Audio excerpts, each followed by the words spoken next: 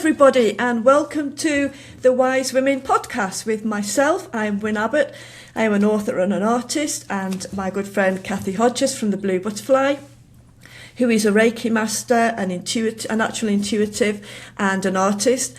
And we are very excited today because we have got a fantastic guest, Gayle, the witch next door. So welcome, Gayle, and thank you very much for joining us. So we have done quite a bit in our podcast on the witch trials and where magic comes from, and where does the term witch come from, and all that. And so we've traced that back to actually before the written records, before people started using the term witch and witchcraft. So we've done quite a bit on that, and royal witches and everything. So we wanted today to talk about what it means today to call yourself a witch, or whatever term you want to use. And of course, I think that the best person we could think of would be to ask Gayle, the witch next door, because she does a lot of work on that, on her podcasts and on her Instagram and Facebook. And so we wanted to bring her along and hopefully answer any of questions that you might have. And so, Gayle, very warm welcome. We are very happy to have you here. Very excited. We're very excited, but we're always excited. I am too, aren't we? You're excited too. Yeah, I am really excited. So thank you so much for having me on. What people don't know is that I've been a secret stalker of Wyn for many years because I buy all of her books. And if you've ever listened to me, I love books, right? I buy them all the time, but I'm not great at reading them. So I've got partially read about 500 books, but Wyn's books are so educational, and they're digestible. Like, they're not these big novels. Well, maybe there are some novels and I've missed them off of my pile, but some of the books that I've managed to get my hands on are digestible for someone like me who struggles to read a full book. So that's why I love your book so much, and they're really educational. So yes. Thank you. Thank you. I really appreciate I can second that. And then you can dip in and out of them, and they're very useful. Agreed. Yes. Yeah, and they're on subjects actually that are quite difficult to find information on. You're right. So that's also really helpful, or trusted information anyway. Yes. Oh, well, I do appreciate that, and thank you. I really appreciate that. And that's what I like to do, is make them digestible. But today is about you, and I love the fact that you call yourself Gayle, the witch next door. I love that. I think that's really great. But so I think what we wanted to talk about is, well, maybe just about your journey and, how it feels, or what you think it is to be known as a witch. Because to me, and Kathy and I were talking before, I always called myself a witch for many, many years. But I found that I was so interested in so many different things. And I got to a point where I thought, well, I'm an eclectic witch. And I thought, well, actually, I don't even know if I know that I am, but I don't know if it feels right to call myself that, because I am involved in so many different areas. I think as well, I think I do what people would call witchy things, which I've done since I was a child. And, today was a perfect example. Got up, it's been really hot for days and days and days, as we know. And I thought, I need to get cool and I need to cleanse myself. But I didn't know when I was a kid that's what I was doing. So today I did what I do, and I went and sat under the maple tree, and I just sat there in the cool, just feeling into the energy of the tree. And I felt so much better. And then I've been doing things like that all my life. And, and I think it's difficult sometimes, because you think, what do I call myself? But I love the fact that you are 100% witch. That sounds terrible. That sounds almost like an insult, but it's not. You know what I mean? No, it absolutely isn't. And I'll explain why I've reclaimed that word. But I love that, Kathy. I think me and you can be friends. Speak it out if you're to everybody else. Trees. I do. Yes. I do. Brilliant. And what's really interesting, so if I tell you a little bit about my story, so social media came about 18 months ago. My brother died, and I just thought, screw this, I don't care what people think anymore. Well, actually, maybe that wasn't wholly true, because I went on TikTok where I thought nobody could see me, and started posting on there because I really wanted to educate people and say, look, this is how you can empower yourself. But taking it back, like you say, we've always done witchy things, right? When I was a child, I was always in the mud. I was always outside.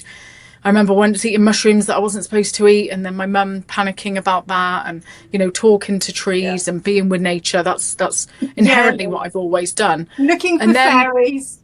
Exactly that. But then I guess I went through a period of life. I've always known there's something bigger than myself, but never really known where to put that. So during my teens, I became a born again Christian, which I don't really talk about actually much on social media, which wasn't a terrible time, but it's incredibly isolating because you're expected to be a certain person and do certain things. And I actually got baptized when I was 19 from a personal choice. And I remember going home with my Bible, and my mum's like, for goodness sake, it's like you're in a cult.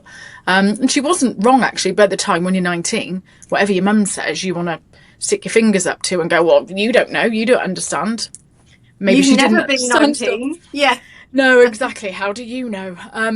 So yeah, and then I moved away from that, and then spent most of my 20s and 30s just really being atheist, I suppose, not really believing in much. I always believed in energy from a physics kind of perspective, like a science-based knowledge, like, well, there's energy, but where does it go? Yeah. And it wasn't then until I reached my late 30s where I started, you know, like I said, I took the gateway drug, started getting into crystals, the gateway drug into witchcraft, the shinies got hold of me. And I just started really leaning into that. But I suppose I called myself spiritual for several years then. I was going to meditations and being spiritual and doing things like educating myself on what spirituality was and where energy goes, and meditating and all of those things, and didn't really reclaim that word at all. I didn't even really know what a witch was, in all honesty, apart from what you see on on TV, actually, not even social media, what you see on TV. So then in my mid-30s, I gave up alcohol. My brother got cancer.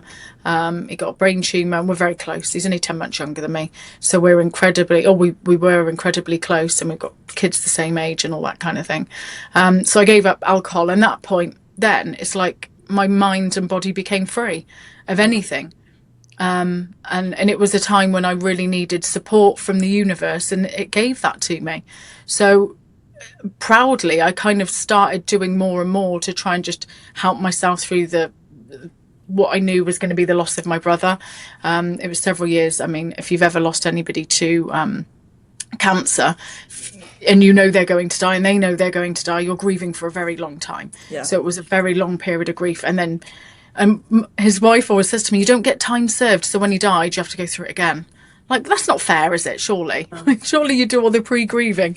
But anyway, so, and that was when I reclaimed the word. And it was when he died, then I decided to go on social media and go, actually, there's another way. There's another way. Like, witchcraft doesn't fix you, but it can support you. And there's so many elements of it. You don't have to be a full witchy woo, but there's parts of it that can really help support your path.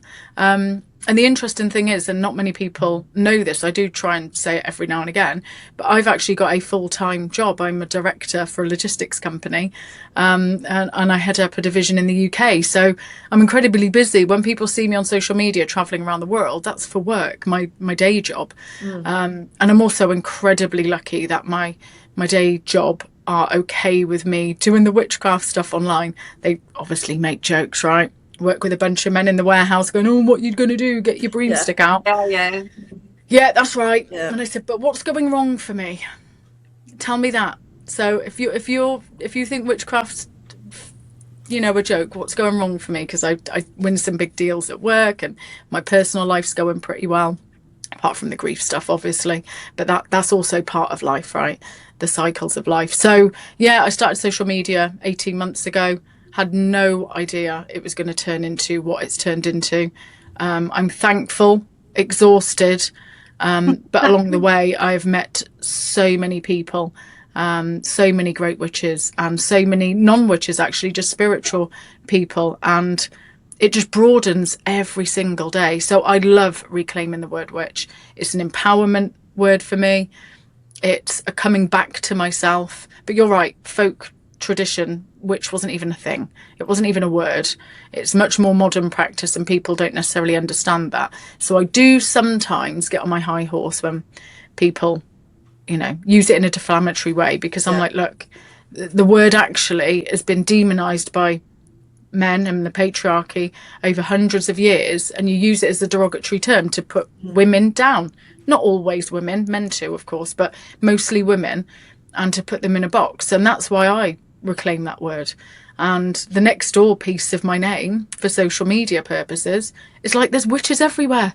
We are next door. Yeah. You know, we are just everywhere, and we may not use the word witch, but we're all doing witchcraft things. And I've just done a whole series actually on social media about things you're doing that are witchcraft and you may not know. So I'm so over your shoulder. And I thought it was brilliant. We all because do it's it. True. We all do it. And we've just, on our podcast, actually, we just spoke about it. And Vicky's been a lifelong practitioner of folk magic. She's like, I'm not that superstitious, but we got her in the end. She's like, nope, don't do that. Don't do that. But she doesn't do washing on New Year's Day. So, you know, we've all got these. That one. Yeah. Have you not, Kathy? No. Oh. Do you know, you made me think then when you were just telling us about your job, that some years ago, my husband and I, we had a gallery, and on the field at the back of the gallery, every year there's a big Lamas celebration. And some of I remember this woman coming into the shop, she obviously didn't realise that I was connected anyway, and then she said, have you seen them all these witches? And you know what? On Monday morning, they'll go back to jobs. Like, they'll just go back. What do they do? What to do on a Monday morning when they go back, when all this is over? She couldn't connect the fact that this was their belief system. And they had other jobs, you know, and there were lecturers or doctors, and she couldn't get that at all. She just thought the whole thing was crazy. But it just reminded me. But it's She so thinks that if you're a blended. witch, you just wander around in like a black cloak all the time, and you're I wish I looking for could, the next Kathy. broomstick. You know, I wish I could. You wish you could. Well, you can. I wish I could.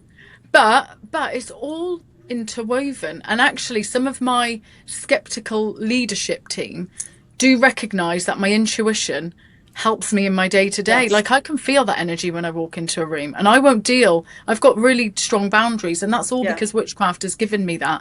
And learning about who I am, and my craft has supported that over the years. So when I'm sat in a leadership meeting, a colleague, funny enough, a lady said to me the other day, she went, "You never lose your cool."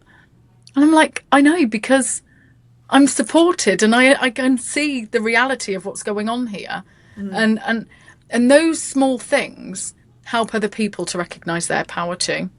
Maybe you'll never call yourself a witch, but if there's a part of the craft or part of folk magic, and actually magic in general, like, we can use it every single day. And like you said, Wyn, you don't necessarily use that word now, but you're still doing all of the magic. You're still a magical practitioner. I am. But you've just decided you don't need to be boxed in by a word. Whereas And I don't feel like I'm boxed in, but I definitely just want that word to go, actually. Yeah. You can't I mean, tell me everybody what to else do. calls me a witch. All my friends. Yes, I was just going to say exactly the same thing. Everybody says to me, if the Witchfinder General turned up again, you'd be in trouble.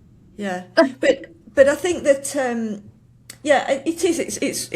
It's you've got to call yourself what you're comfortable with. Yeah. And I think that like you said, you know, that it's a modern day thing that we call ourselves. But isn't it wonderful that you can actually call yourself that, and you can actually do things more publicly now than, you know, our ancestors. I mean, I think that is fantastic. Not that there isn't stigma, because there is still stigma. Well, But you say that, Wyn. people. And you say that. If you've listened to the podcast, I host that podcast with two friends. Wheelie, who's a lifelong folk practitioner, and then Anon, the anonymous witch, who's also a lifelong practitioner. But she started going on social media, and she may or may not have done some baneful stuff online, as, you know, just teaching people, because that's part of her practice. And it's part of most balanced practitioners' practices too, to be honest. But her work pulled her in the office and asked if she'd been doing things against her colleagues. And it is so like a modern day witch trial. So she wants to be able to educate and help people, and she's really into fairies, actually. That's her education purpose. But she has to come on my podcast and on the Anonymous Witch. So we've helped her create a persona on social media so that she can still teach, but she has to do that undercover, which is so modern day witch trials. Her work, because you wouldn't say that to a Muslim. So her or work Sikh. after if she was using this against her colleagues. Yes. Wow. Yeah. Wow. And this was within the last 12 months. So we're not talking, this was very recently. But there's so much people. There's still so much, but people that aren't in the spiritual or the witchcraft world, there are still a lot of people that don't understand. And it is those ancients, they don't question themselves and think, where have I got this interpretation from? No. Or where does it come from? They're just taking things at face value. I mean, even church schools that have stopped kids reading Harry Potter, for instance. You know, I mean, it's like, that just makes me think, for goodness sake, it's ridiculous. But it's fear-based from generations and generations. And I had a conversation just a few months ago, and I did a video with one of my team members. He works for me. And I can't remember how we come up. Oh, I think his wife's birthday was on the 6th of the 6th, 20, and he went, oh, 666. He went, ooh, the devil. I went, oh, I don't believe in the devil. He went, what? What do you mean you don't believe in the devil? I'm like, of course I don't believe in the devil.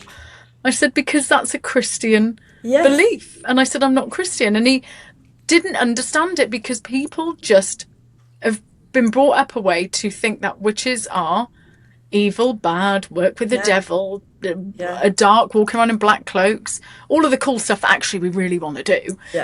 But that's not how it is. It's like you said, Kathy, it's sitting under the tree and taking a moment. It's talking to my plants in the morning, and I feel a bit bad because it's so hot, so I'm trying to water them more, and I'm like, I'm sorry. Absolutely. Like, if they see me, I said, well, I'm encouraging them because they've just been planted, so I'm going to tell them I'll be there and I'll be back tomorrow, and they'll be absolutely fine. And the rest of the plants are very friendly, and the ones that aren't don't last. And my husband's like, he's used to it, obviously, whatever. But people, a lot of people, I mean, not all, but generally, people still don't understand that that's part of witchcraft or the craft or folk magic. And that's what I really hope I can educate more and more on social media, is about that side of it. And see, this is another funny thing. My wife's colleague said to her the other day, he said, oh, your wife does witchcraft, I'm going to follow her on social media. And he said to her, and he said, oh, I thought she'd be more dark than that. And I was like, oh, well, he doesn't know that I've got little coffin boxes wrapped up down there with people in them. But I don't talk about that on social media, because it's not part of educating people in the right way. That's not what everybody wants to go around doing. But yeah, I wasn't dark enough. I remember when I'd gone on a works meeting, and I had two colleagues with me. And as we got out of the car, I had some feathers and some obsidian and things on the dashboard, and because we got out, they must have noticed them, and they're just there all the time for me, so I didn't think about it. And I heard that they must have been saying something to each other. One of them said, yeah, she's a witch. And I just overheard it very quietly, said, yeah, she's a witch. And they just left it at that, and they never said anything else. And they were fine. And they didn't kind of, but I just thought it was quite funny that they'd obviously been having this conversation. Well, what are those feathers for? Well, have you seen what she's got on the dashboard? She's a witch, just, you know, it's just win. But I mean, you know, I mean, I think that about the anonymous witch, I mean, that's shocking that she was called in by her boss. I think that's really nearly there was a disciplinary almost started as well. No. Yeah, I remember a contacting me, asking me for advice. You were just saying, I think I saw I talked over you, but you were saying if you were a Muslim or a Sikh or something like that, then that would be a whole different story, wouldn't it? You'd be victimised for your beliefs. Yeah, exactly. It would have been interesting to see how that disciplinary went. I mean, how could they have actually justified anything with that? Poor lady. Prove it. Prove your extra. Yeah, prove your extra. Do you know what? She's fine. Listen to the podcast. Watch her on social media, dancing around with a unicorn plastic head on. She's absolutely wild. She's living her best life. But do you know? I think the education of people who, like you said, when it's difficult because people don't want to recognise what they don't know. And even my 19-year-old son, if we're talking about modern day witchcraft, so he is a Christian, he goes to church. I'm super supportive because I think having faith in anything bigger than yourself is really important. He's a young man, but he's super judgmental, probably because he's my 19-year-old son, but also because witchcraft to him is not a good thing because he goes to church. And I sort of say to him, isn't it funny? I said, I don't judge your practice at all. I really embrace it. I think it's great that you wear a cross, and I understand why you would wear that symbology and believe in something. I said, but yet you're really super judgmental of me touching grass. But you can imagine how that goes down. I'm still his mother, and he's 19. Of course. But yeah, but even so, and I've always brought him up. We're in a household that's super accepting of everybody and everything, but yet he's still got something that he's been taught himself and learned. So the educating people just generally is far deeper than we realise, because TV shows us all the witches are evil. Christian faith continues to beat the drum of that as well. I mean, I said to Win the other day, I don't know if it was actually on one of our podcasts or before or after, I said, I feel like I'm like church bashing all the time. But it's because, it's like, I don't want to get too much into politics, but at the moment there are people spouting that this has always been a Christian country and we need to get back to Christian values and all the rest of it. And do you notice that a lot of those people that are saying that here and in America are doing and saying the most hideous things to other people? And then they want to judge somebody who wants to light some incense. That's when you get down to it. That's what it is. And so, well, I did go to Australia in January for work, and I ended up in a cathedral, and it was during Mass. It was incredible, a beautiful cathedral in Sydney. And the nuns came in. I was I just wanted to hug a nun, but I didn't. But then they came in and touched the holy water and did what they did. But all I wanted was the holy water, but I didn't. I was respectful. So, yeah. But I love it in there, and I didn't melt. I did come home and tell my son, I said, I was fine. I'm glad you I didn't sat and melt. watched Mass. I watched Mass and nothing happened to me, and the nuns didn't look at me like there was something wrong either, but he just kind of rolled his eyes and moved on. I love churches, cathedrals, old buildings, all the history that's absorbed into that, unless it's like any building. Some buildings you go into and you think, or I do, I've always had that, like went to Bodmin Jail once, for example, and I was in there 5 minutes and suddenly my husband's like, where has she gone? I'm like, no way, not happening. But most churches I go into have got lovely feel about them because there are layers of people's families and feelings and celebrations and christenings and births and marriages and funerals, and that layering is usually lovely. It's got a lovely feel about it. You feel welcomed, you feel part of a community. But it's just some of the rhetoric. Yeah. Can I just ask though, Kathy, when you went to church, this was a tourist attraction, not church, to jail. It was a tourist attraction, right? You weren't put in jail. Yeah, I went to Bodmin Jail. It's not open. Just checking. It's not open. My husband had me arrested for talking to my open. It's not open for new prisoners. It hasn't been since the 1920s. Now, I just went to have a look round at the museum. So, thank you for clearing that up. You are welcome. Just checking. Always good to There's no judgment here. We're all no judgment. We're all a bit weird in this space. Yeah. Mind you, if it was 200 or 300 years ago, probably the kind of things that I get up to, maybe I would have been taken to Bodmin Jail because it is literally just down the road, but not recently and not in this life so far.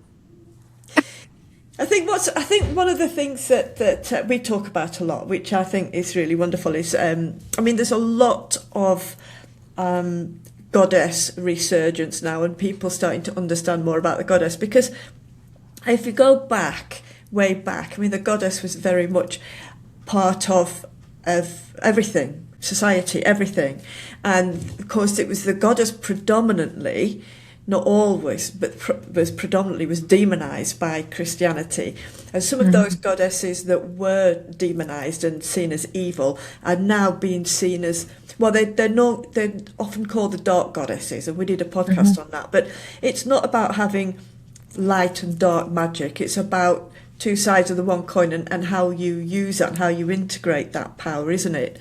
I don't know if you work with any particular gods or goddesses, or whether you just work particularly with nature. What do you think about this concept of dark goddesses? So it's really interesting. Well, it's not interesting, is it? The universe works in certain ways and it always comes at the right time. But I was chatting to a one-to-one client this week, and I won't go into the detail, but I was really drawn to speak to her about dark goddesses. And I don't, so I'll come to how I work with goddess archetypes in a second. And I said, look, I think for you, you need to reclaim some of that power. She had no idea. She'd never really even thought about it. So I've got a dark goddess oracle card deck, and I pulled it out. I said, let's see what's coming through. And I said, I think it should be good for you to go down a rabbit hole, whatever comes out, whatever dark goddess comes out, and just see how that resonates, because I think you need some of that empowerment. Yeah. And Carly came out. I was like, okay, sorry about that, but you know, the universe has spoken. That wasn't me. So anyway, she went on her way.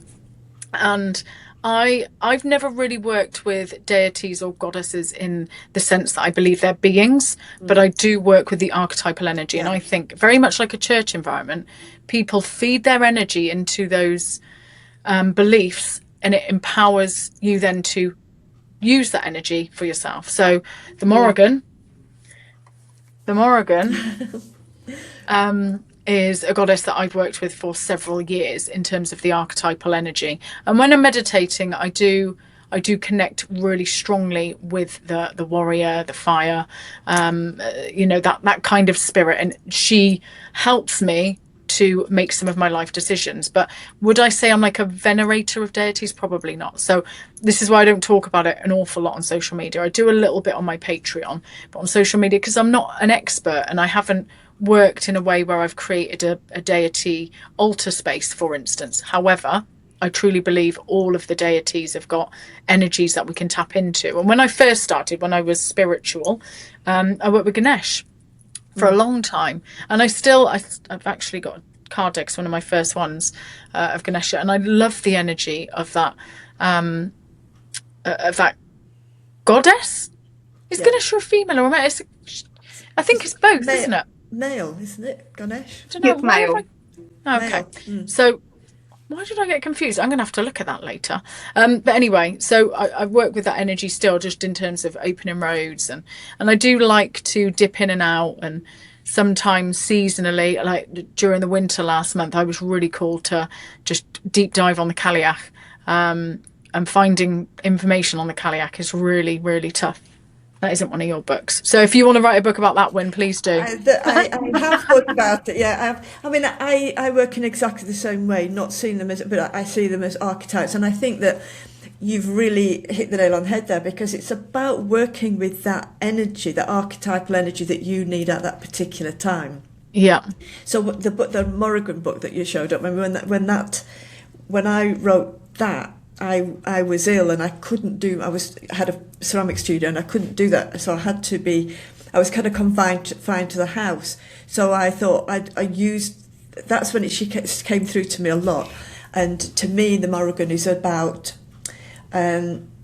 strategizing and using different strategies, and what you're working with isn't working, try a different way. And that was what I tried to get through in that book particularly, and it helped me, because I realised that that's what I needed to be doing, is working in a different way, because I didn't want to stop working, but I couldn't actually do very much physically. So I did it mentally instead. And that was the archetype I needed at that time, a strategy. And I think that, like with Carly, it's about cutting through illusion and seeing the truth. And so that's exactly, I think, what working with a god or a goddess, deity, is about, is that archetypal energy that you need at that particular time. And social media can really, social media, especially on TikTok, it can really popularize working with deities. So there's a lot of practitioners on there that talk about being devotees of Hecate and the Morrigan and Lilith, and that's fabulous.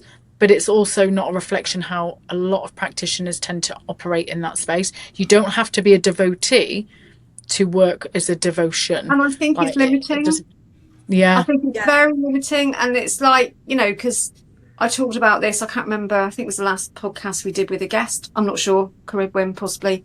But I talked about the fact that, I had a breakdown. I had a complete breakdown when I was doing a job that I hated and all the rest of it. And I had to take time off work And during that time, I was probably at one of my lowest. And that was about 8 years ago, 9 years ago.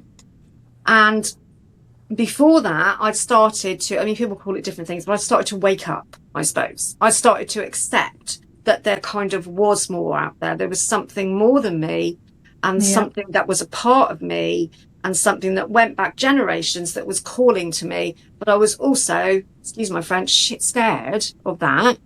And I wasn't sure if I was ready for it. And I was trying to balance it with normal life and my job and my family and all the rest of it. And in the end, it just got too much. So I'm at my lowest ebb, and I've got into crystals just before this. Like you said, it's the gateway drug. Yeah. So I got into crystals, and for some reason, I bought this massive piece of rose quartz, right? Massive thing. Could hardly lift it. That wasn't that big. Anyway, I went to have a shower, and I didn't know about this stuff, but I thought, I'm going to take that crystal with me. I feel like I just need it. So I went in the shower, took this crystal with me. And as I'm in the shower, I'm hearing this voice, and I'm like, right, okay, I've really lost it now. That's it. Curtains. I've gone. And I just heard this male voice, and I saw him in my mind's eye, and I didn't know who this was. But it was just this wonderful energy, and it just, get a bit teary talking, actually wrapped itself around me. I wasn't expecting this. And it was just complete compassion. And it was so beautiful. And it was also funny, because it was kind of like, you deserve this. You know you deserve this. What the bloody hell are you doing pissing about in a shower with a lump of rose quartz? But that's your human logic taking over. And I'm sorry, Kathy, I have this. I have this effect on a lot of people. I'm always making people cry. No, it's a good thing. It's a good thing. I haven't thought about it for years. But it is. But even then, when you spoke about it, I can hear your logic trying to take it. And when we get to a point in our path that we ignore the logic, to some extent, is so freeing. But it is hard. It was. It's hard. And I knew then there was this light. This bloke. He was a light. That's all I knew. And then eventually I worked out, I don't like labels for anything, but everybody calls him Archangel Michael. That's what they call him. That's how everybody knows him. So me, I am then wrapping myself in a towel, running down the garden to my husband, who's doing the veg, and saying to him, tower on my head, shower on me, I've just realised I deserve things. Something major just happened in the shower, like this. And he went, what do you mean? Of course you deserve things. I said, well, I didn't know that. And that was it. That was then. It was like, right, I'm quitting my job. It happened within weeks. I went in, took my letter for my second disciplinary because of having too much time off, because I had a breakdown mainly because of the job. I hope they're watching this. And I went in and I had a letter ready, and they sat down, they started talking to me. There's all these blokes sat there behind a desk, and I went, that's for you. I deserve better than this, and I actually don't want to work for you anymore. And I just walked out, and they were like, but we haven't finished. And I was like, I have. I'll give you 6 weeks notice, because that's better for me, and that gives you time to find somebody to do the amazing job that I do, that you don't respect me for and don't pay me enough for. But I'll stay for 6 weeks. And then magically I got some money, about £1,000 or something, of something, a bill I shouldn't have been paying. And so I went in the next day and said, actually, it's only 4 weeks, because I don't need to stay any longer now. And the whole thing was just like, and it was almost, I just realised it was almost exactly 8 years ago to the day that we're talking about it now. And that was my experience of a deity. And he's always been around. And then I've had others come in and out, animal guides and spirits, and, you know, wonderful goddesses and gods, and it's just, they come when they're needed and when you're ready. Yes. And he was just what I needed. You know, he made me laugh. It made it all seem a lot lighter and kind of like, this is easy stuff. You can do this because you deserve it.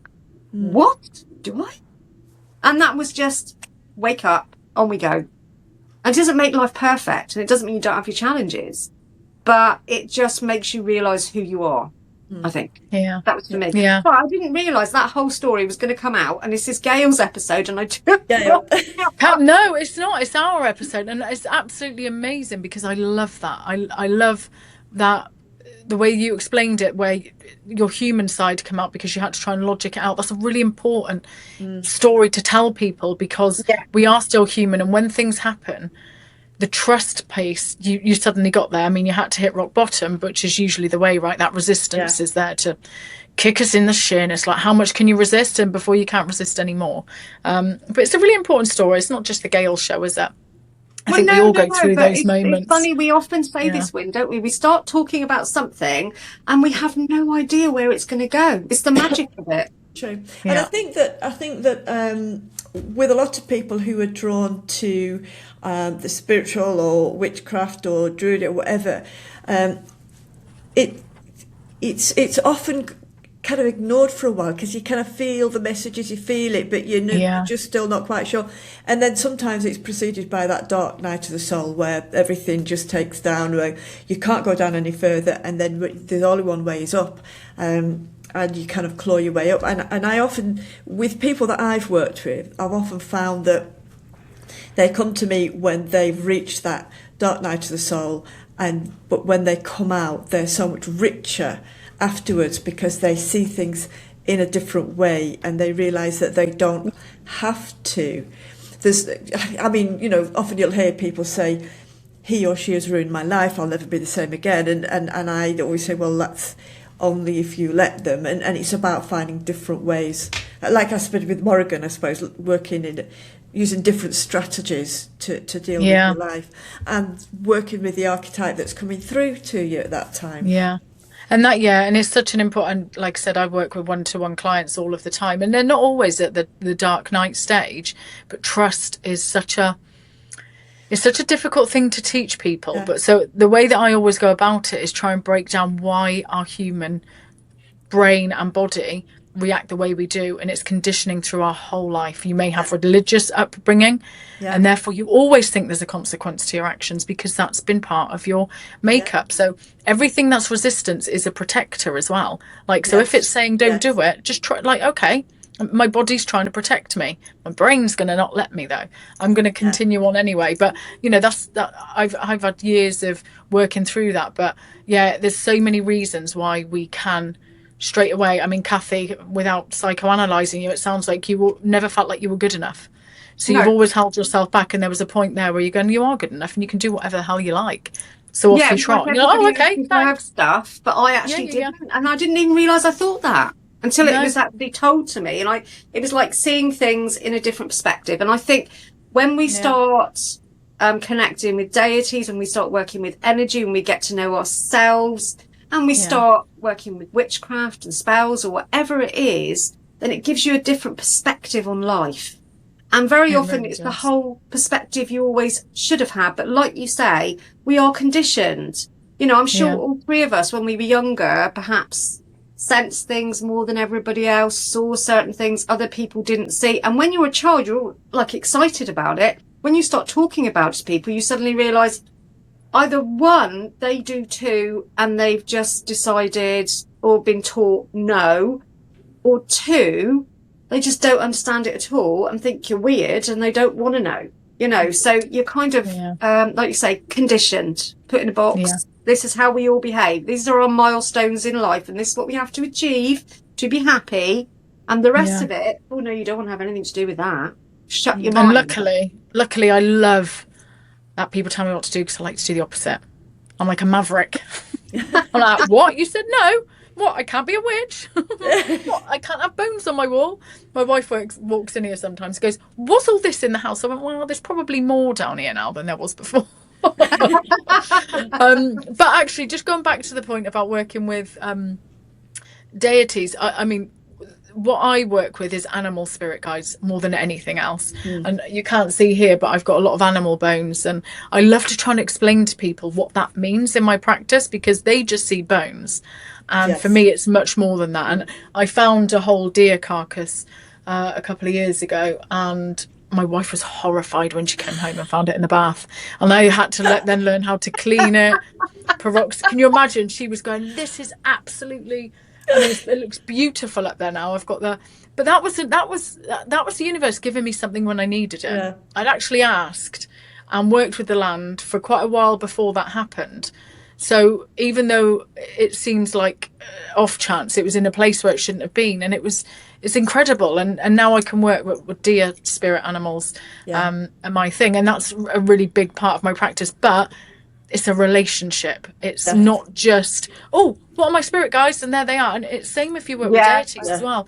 There's a relationship, and you don't just go, can I please have this today? Can you send me that? Well, I'm constantly giving back to the land. It may be a dog treat sometimes. Sometimes it's a thank you. Sometimes it's a stone that I'll give thanks to and throw in a stream when I'm walking by. But that reciprocity, I can't ever say that word. My stupid perimenopause, reciprocity, that one. Reciprocity. Thank you. Thank you very much. Reciprocity, yes, that. Then that builds the relationship that I have with my spirit guides. But I've also spoke about this recently because everybody thinks because you're a witch, you work with spirits. And you do. I've worked with spirit guides and deities. But I don't talk or commune with spirits. And I've done that purposely because my brother died. I just can't face it. And I think it's important for people to know, like, that's okay. Like, I don't want to do, I started to do mediumship a little while ago and realised I'm just not ready. No. And he always told me, you can talk to me as much as you want, I won't talk back. So I've also got that going on in my head. But I think it's just an important message, like, you don't have to commune with every single spirit just because you're going into witchcraft. That part for me at the moment, I've purposely just blocked down. I'm happy working with deity archetypes and educating myself because I still consider myself a newish practitioner, 9 years later. And I work with animal spirit guides because that really is part of my land-based practice. And I'm very animistic anyway. So I know that there's spirits in trees and things like that. It just popped into my head. Win and I earlier were talking about protection. And I think that's a really important thing because you can get either, you can introduce things or invite things into your world and your life if you don't know what you're doing. And also you can get burnt out with it because if you're so open, I mean, I do intuitive card readings. And that came as something that just happened. I started messing with cards and it just happened. And I found out afterwards that years back I've got Romanies in my family and I didn't know, and I'm sure I can feel that's where it comes from. But when I sit down to do a post for my page, or if I'm sitting down to work with a client one-to-one, either online or if I do an email, before I start, I make sure I'm protected. And what I do is I know I can start and stop this. So I call in their guides and my guides and any kind of animal spirits or anything that needs to come in to give us the guidance that we need to make sure that everybody gets what they need in a safe environment with love. And I make sure that I am protected and they are protected. And then at the end of it, I make sure I cleanse my energy and I open the windows and I sit, even if it's just for 5 minutes, and just sit, ground myself and let them all go. So it's time. Thank you so much. But and I do it in my own way. I've never been taught how to read cards. The way I do it apparently is very different than everybody else, but it feels right to me. But I just know what I need to set up to make sure I am protected, they are protected, the right energy comes in. And I've even, with Reiki and with cards, there are people that have wanted to work with me and I haven't been able to do it because I know the energy is not right for either of us. And I think when you first come into all of this, I was so open. It's like everything was switched on. Come on in, everybody. I can do this. And I think it's something that's really important, the protection side of it and knowing your limits and learning as you go along. I think so. And now, Kathy, I know you're a reader. I know where to go because I do tarot readings and oracle cards, and I do chakra balancing with energy work. But I haven't got a good reader, so now I know where you are. So I'll find you. You go, sorry, Gayle, can't work with your dodgy energy. But funny you talk about protection. So I think from a social media perspective, I did a video maybe a year or so ago, and it got a little bit of heat, I guess, but only on TikTok.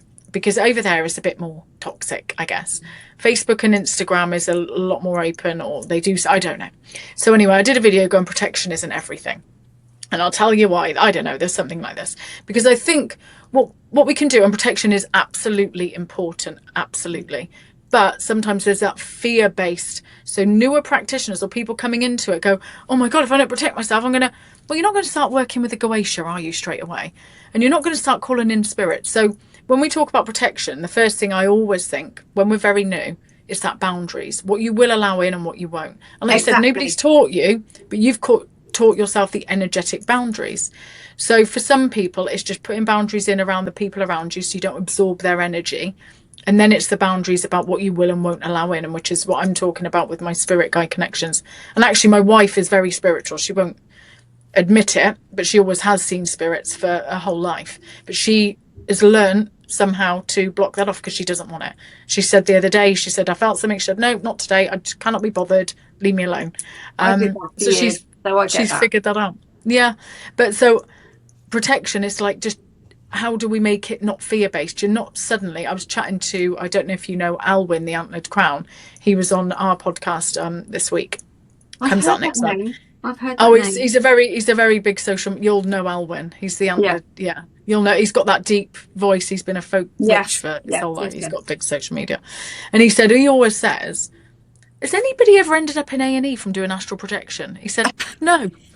And I said, it's true. And when he told me, I said, Alwyn, I said, because I'm a bit of a freak, I said, I already tell that story because I know I've heard you say it before, but it's true. So there are certain things like you're not going to, but you can burn out and there can be emotional impacts rather than, you're not going to end up in A&E for not protecting yourself. So it's that balance, how we educate people on what protection is and isn't.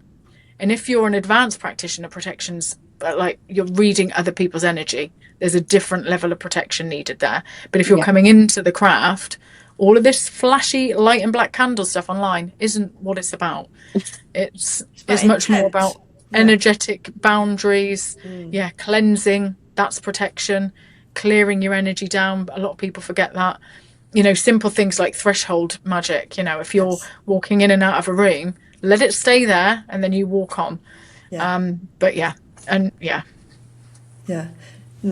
I get that. I think you've put that really well, actually. I think that it's about your intent and knowing what your boundaries are, and it doesn't have to be anything that's really super complicated, does it? It's just about having a bit of an understanding about yourself and your environment and what you're going to be doing. Yeah. If you are emotionally and energetically very sensitive, which I'm sure we are, that doesn't, a lot of people think that's going to make you be very sort of weak and like, oh, doesn't mean that. It's learning how to use that as a powerful thing, but also not letting everything else bleed in. I think that's just in day-to-day life. That's just, I work as a tour guide as well. So I meet people from a local stately home. I meet people from all over. And as soon as they walk in, if it's a dodgy sort of energy dynamic going on, I can feel it. So I have to make sure that I'm on it. And if I'm feeling a bit burnt out, it bleeds in and it gets to me more than, if I'm doing okay and I'm just like, all right, okay. Shield up kind of thing. And that gets stronger, doesn't it, from the time you start practicing? Yes. Your empathy, your openness, it just gets stronger. You take on more and more and more. So like the leveling up of protection probably needs to be more and more and more, but in the beginning it's not necessarily as and also fear-based. You can do it easier. It's like anything, the more you practice it. So with somebody like that, I had this woman come in the other day, Sunday, and she was like a nightmare from start to finish. And so, I just, I knew immediately. So it was just there. I don't even have to think about it. It was just like, you're not coming in. But you know what, though? I get really lazy with my, like, protection and cleansing. So I'll make, for instance, I've got, this is a big bottle of oil, right? But this is what I put on before my tarot readings. So I made this specifically around the Fool's Journey in the tarot. But it's protective, but also intuitive. So I'm like, there we go. It's got my protection on, rather than doing all the big, putting the bubble around me, cleansing my space. I'm like, I've made it now. All the intentions in that. This will last me about 7 years. This size it is what worked for you, because if you've got all day to mess about with cleansing everything. And I knew somebody when I first started, she said, when you start open up your room to people, then you're going to have to have some Palo Santo or something, or some sage, and you have to go around every single bit of furniture every single time, and you've got to do this. And I started doing it to start with, and I was like on my knees by the end. And then I started thinking, this does not feel right. This is ridiculous. I'm on my hands and knees, cleansing the leg of a chair. I mean, you're cleansing all the energy out. Just stick a piece of selenite above the door and it'll cleanse it in and out. If you done. Hey, lazy witchcraft is brilliant. I think, and so you need selenite and really tourmaline. Funny because I've got some selenite here. Hang on a minute. I know, yeah. I'll up you. Look at what I brought this week in April. I think one of the things that, just with you mentioning that oil, that's made me think, I mean, let's face it, we are always attracted to the witchy shops and the beautiful things and the crystals, and you see something, I've got to have it. And I think particularly if you knew it coming in, you don't have to spend money on buying special tools. I think the things that you make, and if you have got so much more energy to it, like you've made that oil, and I think that I'm as bad as anyone else. I'm a magpie. I go in the shop and think, oh yeah, I want this, I want that, I want the other. And I think we all are, Win. Don't judge yourself. We're all the same. Look at me. Look at my witchy shed. Oh. But I think that there's something special about making your own as well. And like finding, I was walking through the woods one time, and I found this beautiful branch, and it just looked like a horse's head. And I thought, I'll carve it and make it look. And I didn't really need to do very much, because it just looked like a horse's head on a branch, and it's perfect. Nostrils in the right place, two ears and everything. And I think it was a really powerful moment for me. So that, bringing things home like that and using and incorporating those things into your work can be very like you with the deer carcass. I can imagine my husband if he came home and found that in the car. I'm wondering if I can show you. I'm sure you must have seen it on my videos. I'm trying to move it. Well, there it is. There it is. Oh yeah. That was the one I cleaned off myself. I won't tell you what that is. This I found. This rat skull I found. I was showing my mum when I found this, and she's like, she listened to me. I only found this a couple of months ago, actually. And she looked at me and she went, "You do realise that is you're really weird?" And I went, "Why does it bother you so much?" That's what I'm curious about. What does it trigger in you to think that that's weird? So then, I get on my high horse again. But it's not I mean, that was an amazing gift. When I found, not everybody's into finding rat skulls, but to find it fully formed like that on a day when I just needed a bit of support. The universe loves sending me dead stuff, but it's part of the messaging, right? I know there's a fox. Feathers and stones, because last night we had a feather come in to the living room, and I'd seen it, and I saw, I did it. My husband doesn't get it. He's just like, oh, it's just the wind blew it back in. But I threw it out, and I was feeling a bit about something last night. And as I threw it out and was sat there, literally another 10 minutes later, exactly the same feather came back in again and just dropped at my feet. And my husband went to pick it up, and I went, no, leave it there. He said, well, why? I said, it just needs to be there for a bit. Just don't ask me. Like, he just goes, oh, that's mine. Leave it alone. I've got a whole wall up there. I won't spin you around again. But I've got a whole wall of feathers. Obviously, when I went to Australia in January, I managed to get some ibis feathers as well. And I couldn't find them for ages. I don't know. Did I tell you when? I'm sure I had one of your books. I think it might have been Brigid with me. And I used the book to keep the ibis feathers in. Come home, couldn't find them. And I thought, I've lost the book for months. And then they've turned up the other day. And I was like, yes, I thought Australian people had taken it out my suitcase on the way through, because they're pretty strict, aren't they? Yeah, they are. But yeah, so feathers, especially with wind books. They've got a thing about wind books as well, because they know how dangerous they are. They always that's what it was. That's what it was. They were like, what is that book doing in that suitcase? But you're right. About it is hard. The things you find as well. A few years ago, we were on a beach somewhere in Devon. I can't remember where it was. And it was a pretty shitty time. And me and my husband were just walking across this beach. We were actually away for a few days just to get away from everything. and what we tried to get away with basically followed us on the telephone, as it does. And we were wandering about, and I just saw this stone. And on this beach, everything was grey, right? Because it was just bits of stones and stuff, and it was March or something like that. And this stone, I wish I had it in here. I've got it in the other room. I'm not going to go and get it. But it was bright, stripy pink. And it was right in the middle. And we're walking along, and I seriously just picked it up, looked at it, and I thought, that's my grounding stone. And I put it in my hand, put it in my pocket. And as soon as I got it, I just felt like everything leveled out. And I was able to deal with things a lot better. And that's the thing, isn't it, with any signs? Because for newer practitioners, everything's a sign. I had a message from somebody on social media saying a wasp came in our house. What does that mean? I said, well, inherently, what were you thinking at the time?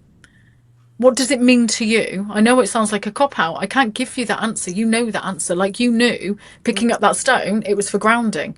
I can see feathers all the time. I've seen 2 beautifully white, perfect feathers. I was walking the dog this morning. But they weren't messages for me today. No. They were just feathers that happened to be there. But because I wasn't thinking. Yeah. And sometimes I think that's the key. Like, there are messages and there are things that we need to be aware of. This is a horrible story, so I'm sorry I'm going to say it. But when was it? 2 or 3 months, April, when I was scattering my brother's ashes. The week before, I'd had a Friday. I had nothing to do. I went to the shop, got myself a few beers, happy, walking back, thinking, oh, I'm going to have a nice, relaxing evening. And on the way back, I found a mouse. It was in the middle of the path. I thought, oh, poor thing, it died. And I picked it up to put it in the bush, and it wasn't dead.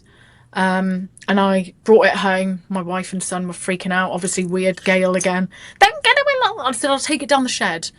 So then I was messaging the girls I do the podcast with, going, what do I do?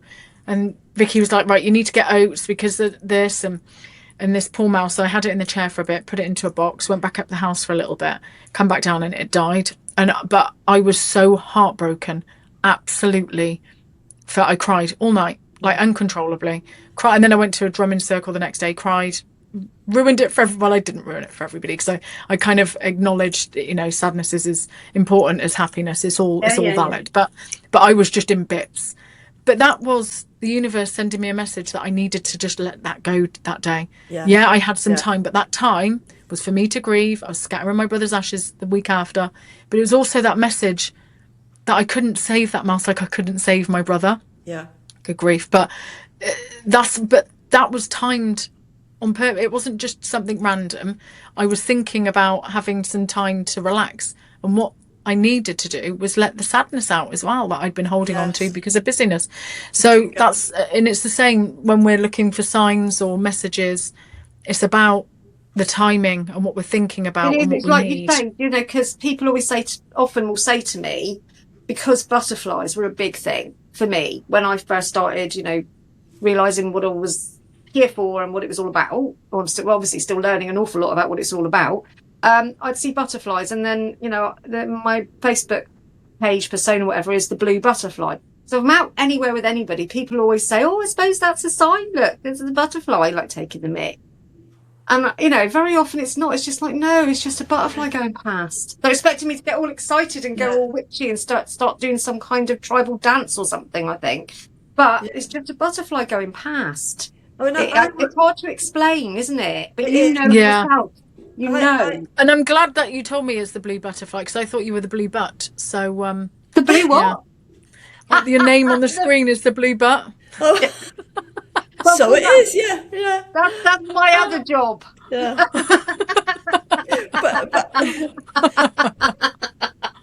Oh my God! Sorry, I do know what you said, because I work with signs and symbols a lot, and particularly because what I'm like with mythology, and I like to kind of dig deep. And you could look at everything and think everything's a sign, and you'd be just like floating around all the time, wouldn't you? But there are certain things, and I think when a certain symbol comes to you over and over and over and over again in strange places, then it's usually a message. Now, with my mother died a couple of years ago, and I suddenly started seeing sunflowers everywhere. Now, there's always sunflowers around in summer anyway. But they were always in really weird places. I was walking along the beach and there was a sunflower growing on the beach.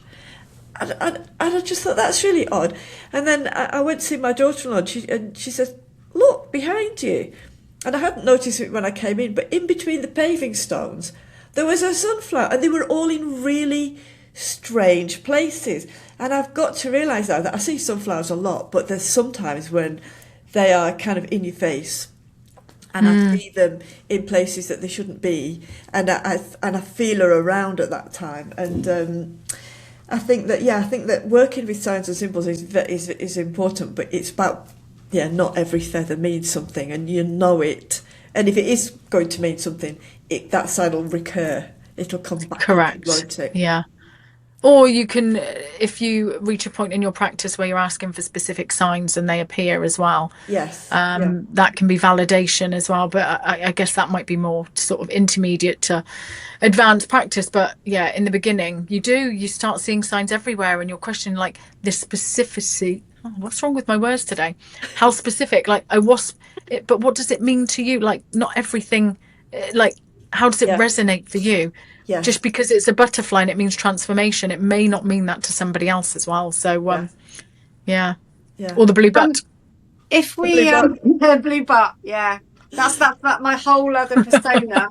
But it's not allowed on normal podcasts. You have to go to a certain web. No, I'm completely joking. My mother's watching this. I'm completely joking. Do you know what? Nobody watches mine. My mother, my wife, nobody. How bad is that? I don't think mine do. I can see my wife on her phone scrolling. Really professional, mother. So that was all right. I see my wife scrolling on her phone. I'm like, that was just me you scrolled past. You're going to ruin my algorithm. I'm like, you're just scrolling. She said, you're on there all the time. I said, I know. I can see you in the house if I want to. I don't have to see you. There you are. I see you more on here than I do in real life. Yeah. Gayle, before we finish up, I think it would be great if just for you to sort of give a message out to those who are trying to find their way with witchcraft and spells and coming into learning their own way of finding their own practice or whatever it might be. I just wondered if you've got a few words of wisdom to kind of help them, inspire them.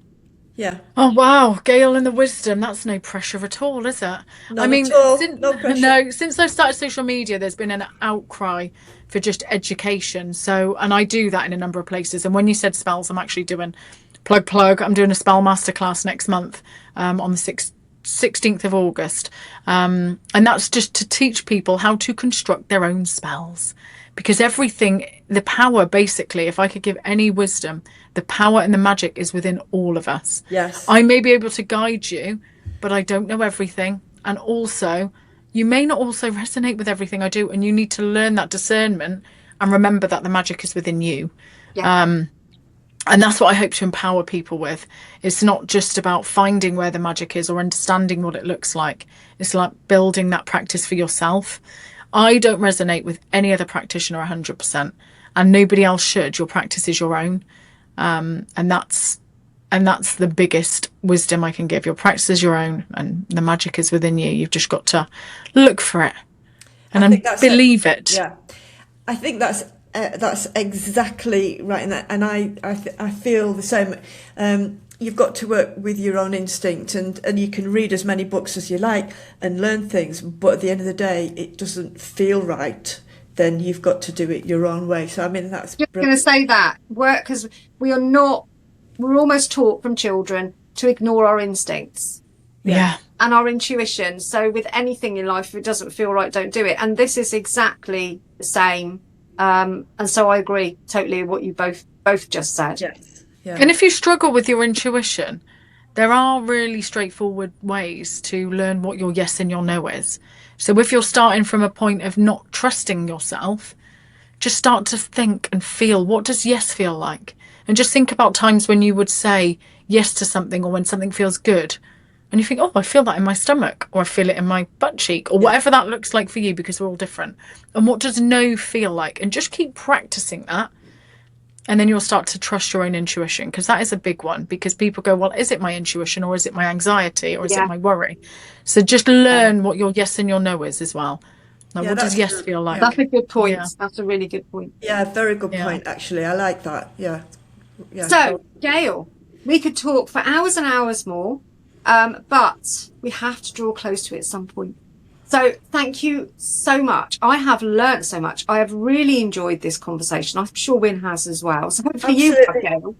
Absolutely fantastic. We're so delighted that you joined us, and you know, wish you all the best with your continuing work, because I think that you're filling a need with people. People are flocking to you, which is great. So Yeah, thank you. You're doing a Thank you fantastic both. job.